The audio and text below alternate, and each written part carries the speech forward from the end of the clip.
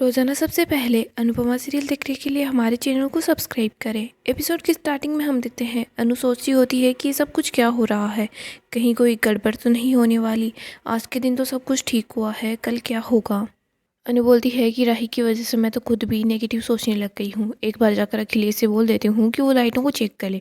वैसे भी मोहल्ले में कितनी सारी लाइट्स लगी हुई है तो लोड बढ़ गया होगा। इधर हम देखते हैं दिवाकर राही का मुंह बंद कर लेता है। उसको बोलता है कि तुम कुछ भी नहीं बोलोगी, चुप रहो। राही उससे अपना पीछा छुड़वाकर भागने की कोशिश करती है, लेकिन दिवाकर बोल रहा होता है कि राही तुम कहीं नहीं जा पाओगी। ये क्रिसमस है ना, ये सिर्फ हम दोनों की है। देखो मैंने सारी की सारी तैयारियां कर रखी है, हम यहीं से चलते हैं। इधर हम देखते हैं तभी वहाँ पर प्रेम आ जाता है और राही को उससे बचा लेता है। प्रेम उसको पीटने लग जाता है। दिवाकर बोलता है कि सॉरी, मुझसे गलती हो गई। प्रेम राही को बोलता है कि तुम अभी के अभी पुलिस के पास कॉल कर दो, इसे जेल में होना चाहिए।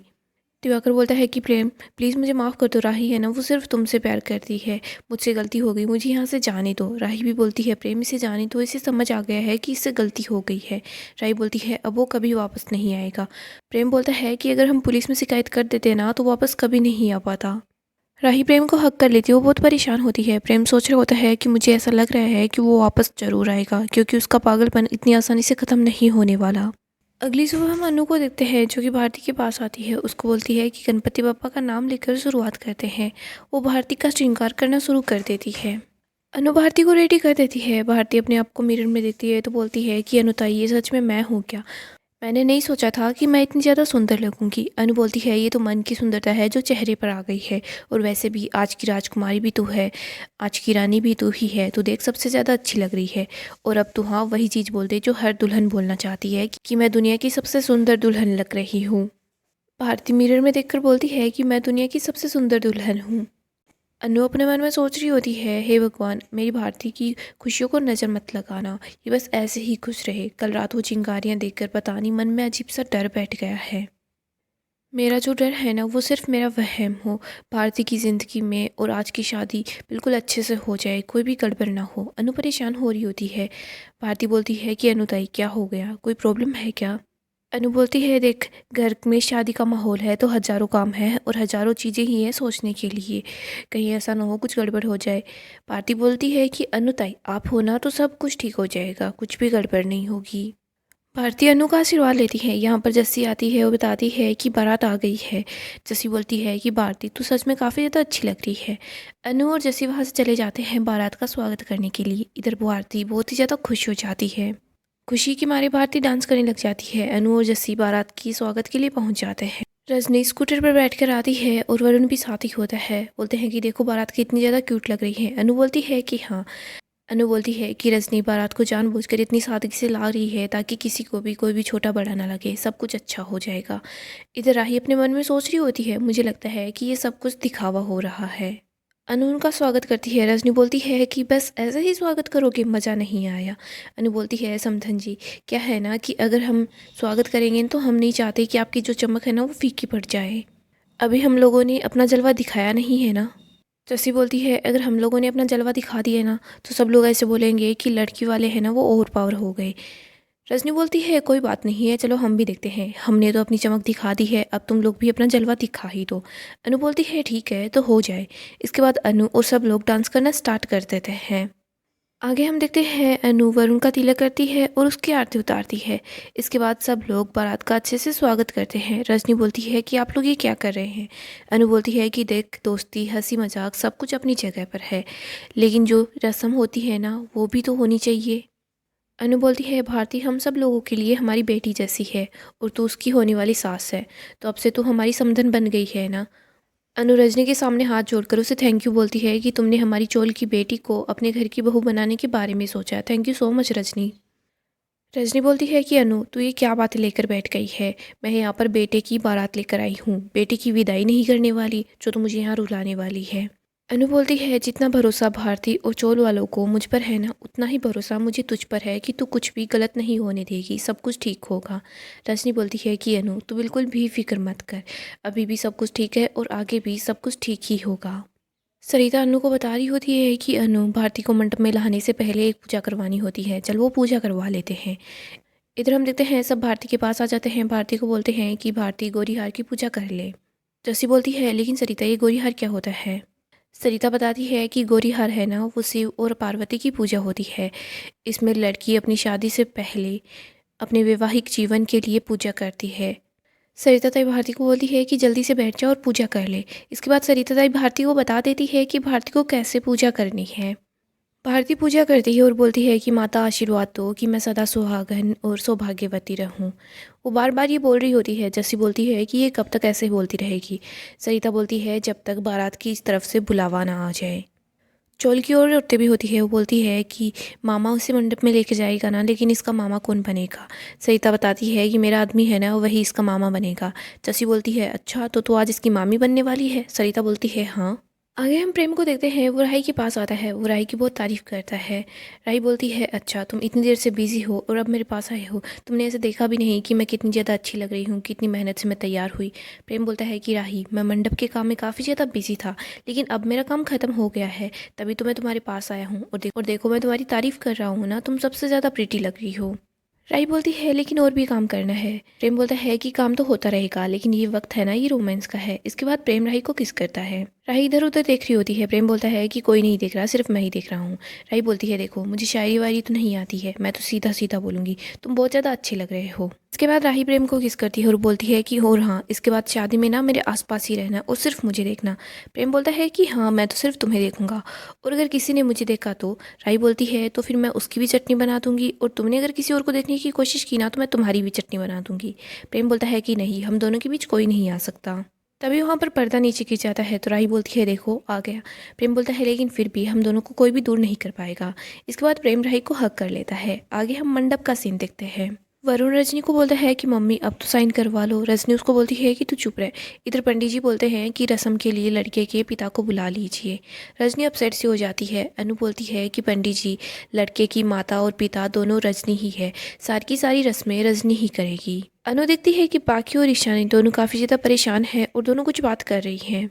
अनु उन दोनों के पास आती है, उनको बोलती है कि तुम दोनों के बीच क्या कुसर पुसर चल रही है और तुम लोग अब क्या करने वाली हो। बाकी बताती है कि मम्मी इशू को शूट के लिए जाने था और सिर्फ 2 घंटे का ही शूट है, और पेमेंट है ना वो भी काफ़ी अच्छी खास मिलने वाली है। अनु बोलती है चलो अच्छी बात है, पेमेंट अच्छा मिल रहा है, लेकिन तुम लोगों ने पता किया है क्या कि प्रोड्यूसर कौन है, कहानी में क्या होगा, कहानी में किरदार क्या होगा, ये सब कुछ पता है किया है क्या, या फिर तुम लोग बस ऐसे ही मुंह उठाकर वहाँ पर जाने वाली हो कुछ भी पूछे बगैर। बाकी बोलती है कि नहीं पूछा था ना, जब कॉल आया था ना तो सब कुछ पूछा था। अनु बोलती है अच्छा क्या गारंटी है कि वो लोग ठीक बोल रहे थे। अनु बोलती है कि घर में शादी है।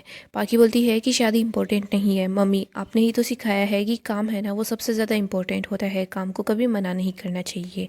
सिर्फ 2 घंटे का सूट है, इशू जा सकती है क्या। इशू भी बोलती है कि हाँ अनु माम मैं चली जाऊँ क्या। इशू बताती है कि मेरी दोस्त है ना वो भी साथ जा रही है। अनु बोलती है ठीक है चली जा। पाकी बोलती है कि चली जा इशू, अब तो मम्मी ने भी परमिशन दे दी है। ईशानी वहाँ से जा रही होती है, तभी वो टकरा जाती है और कुमकुम नीचे गिर जाता है। इधर हम देखते हैं चौल की औरतें बोलती हैं कि कुमकुम नीचे गिर गया, और कुमकुम का गिरना तो अपशगुन होता है। अनु सोच रही होती है कल रात को वहाँ पर स्पार्किंग हो रही थी। इधर रजनी बोलती है कि हादसा हुआ है, हादसे को हादसा ही रहने दीजिए, आप इसको सगुन अपशगुन का नाम मत दीजिए। इधर पाखी ईशू को इशारा करती है कि तू यहाँ से चली जा। ईशानी वहाँ से चली जाती है। अनु परी को बोलती है कि परी इस कुमकुम को अच्छे से उठा लेना, ध्यान रखना किसी का पैर इस पर ना गिरे। पंडित जी बोलते हैं कि दुल्हन को यहाँ पर बुला लो। इधर बा बोलती है दुल्हन को तो उसका मामा लेकर आता है ना। सरिता बोलती है कि बा आप फिक्र मत करो, मेरा आदमी है ना आज वही दुल्हन का मामा बनेगा। इधर चोल के बाकी के लोग बोलते हैं कि सरिता तेरा आदमी है ना हमेशा दूसरों को मामू बनाता है और आज खुद मामू बनने वाला है। सरिता बोलती है कि देखो मेरे आदमी के बारे में मैं कुछ भी नहीं सुन सकती। जस्सी बोलती है कि सरिता यहाँ पर बस हंसी मजाक ही तो चल रहा है। आगे हम देखते हैं भारती को मंडप में ले आते हैं। सभी लोग काफ़ी ज़्यादा खुश हो जाते हैं। रजनी बोलती है मेरी बेटी बहुत ज़्यादा सुंदर लग रही है। अनु बोलती है कि बेटी बोला है ना तो बेटी मानना और हमेशा इसका ख्याल रखना रजो। रजो बोलती है कि ऑफकोर्स अनु। आगे हम देखते हैं वरमाला की रस्म शुरू हो जाती है। भारती और वरुण एक दूसरे को वरमाला पहना देते हैं। प्रेम बोलता है कि मैं बाकी की चीज़ें देख कर आता हूँ। राही बोलती है ठीक है। इधर हम देखते हैं पंडित जी बोलते हैं कि अब दूल्हे का तिलक करने के लिए दूल्हे की बहन यहाँ पर आ जाए। राही अपने ब्रेसलेट को देखती है, वो सोचती है कि रजनी ने उसे अपनी बेटी जैसा बोला है। राही बोलती है ठीक है दूल्हे का तिलक मैं कर दूंगी।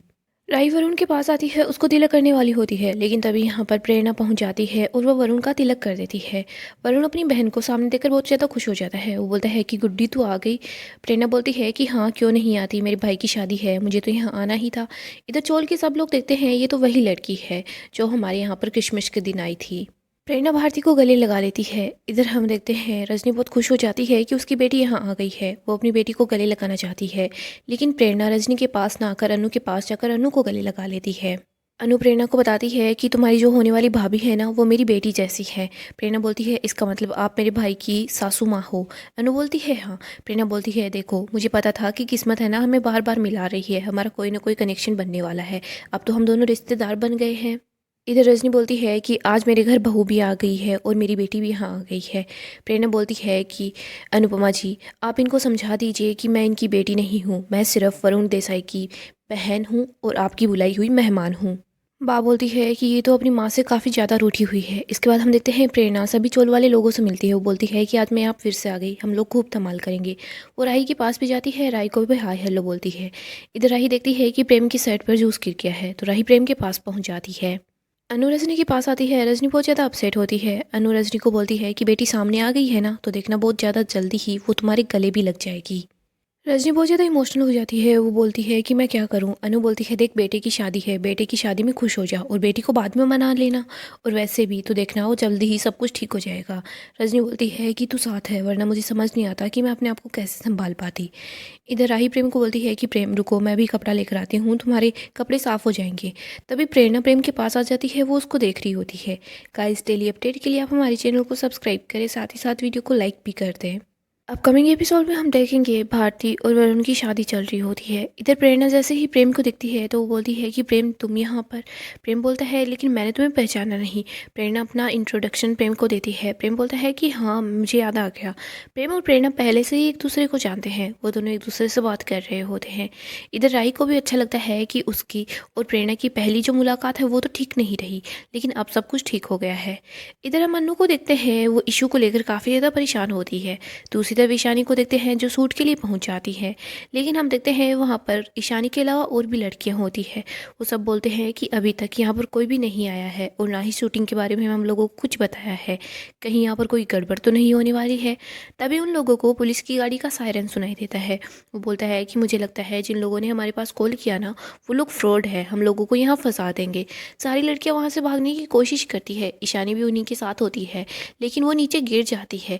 ईशानी बार बार पाखी के पास कॉल कर रही होती है, लेकिन पाखी कॉल पिक नहीं करती।